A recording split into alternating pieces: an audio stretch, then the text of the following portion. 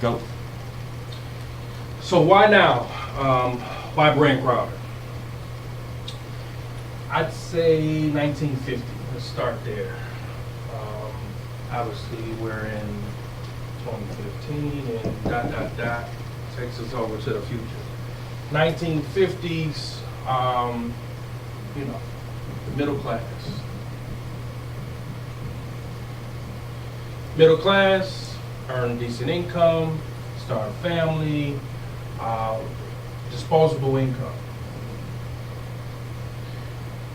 This is 1960, I would say. People are eating out. They're going to the movies, what have you. They're making stops at places like Pizza Hut, McDonald's,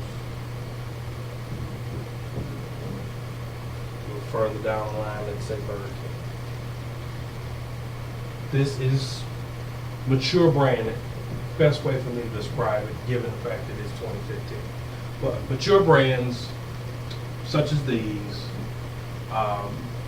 wanted to grow, similar to today. What they developed was a system called franchising. Franchising was a way for these brands to turn into the big arches, right? McDonald's, as we know it today. Huge global company.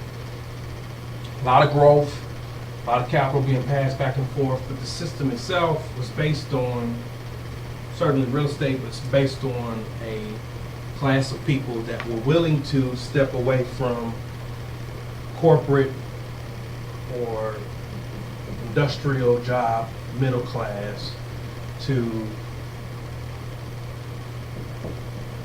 entrepreneurship, or in this case, franchising. So this transition from your drive-through mature brands has got us to today, which is sort of fast casual.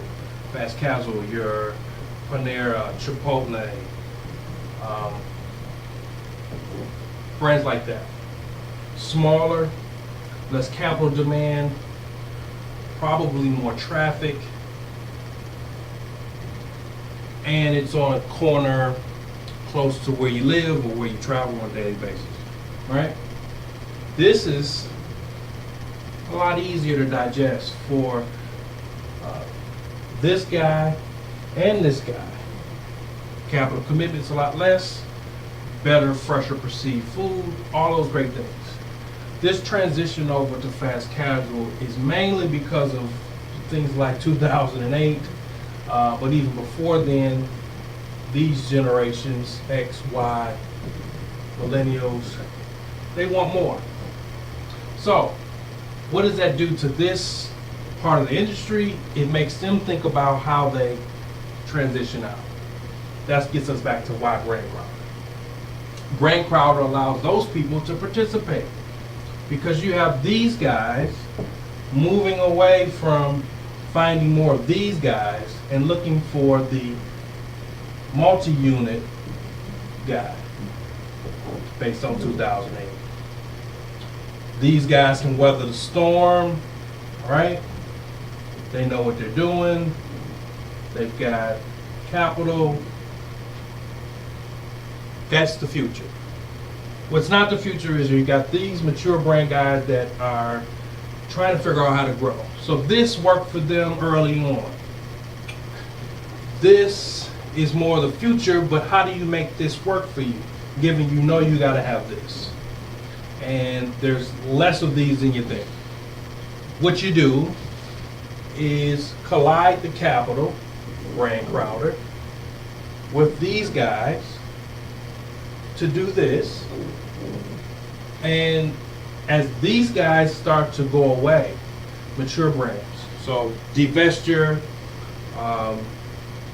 quite frankly, just moving away, or change of the system. In the example of McDonald's, the average McDonald's franchisee went from 2 to 3 units to 6 to 8. Why is that? Thinner margins, right? Less money, on the table for that franchisee, not as attractive. This is attractive because of the model, because of the economics. That alone makes this more feasible, obviously makes it more digestible to these guys right here. So insert Brand Crowder as this transitions and this opens up to make these guys a lot closer to the opportunity.